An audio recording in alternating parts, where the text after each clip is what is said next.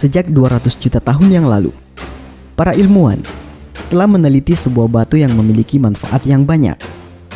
Batu ini ditemukan pertama kali oleh seorang ilmuwan yang hebat yang bernama Bartawas. Sebelum ditemukan, Bartawas terlebih dahulu melakukan perenungan di dalam WC selama 15 tahun. Setelah itu dia menemukan batu tersebut dan meneliti kandungan batu ajaib tersebut. Dan hasilnya menakjubkan. Ternyata batu ini memiliki kegunaan yang sangat luar biasa. Di antaranya batu ini memiliki kandungan zat besi yang keras, sehingga batu ini bisa digunakan sebagai ulekan sambal. Selain itu, batu ini juga memiliki kandungan zat asam yang tinggi, sehingga Anda tidak perlu menambahkan cuka atau jeruk nipis pada sambal Anda. Amazing kan? Wow, hot. Selain itu, batu ini juga mengandung senyawa SO4, singkatan dari sakuluna. Oh my god, oh my god, oh my god, yang berfungsi sebagai zat yang bisa membersihkan dan menjernihkan air. Caranya, ambil segelas air putih, kemudian celupkan batu tawas ke dalam air putih tersebut. Tunggu selama 3 menit.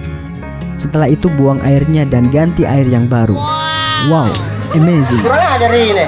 Jika Anda merasa airnya kurang bersih, lakukan sekali lagi. Celupkan batunya, tunggu 3 menit.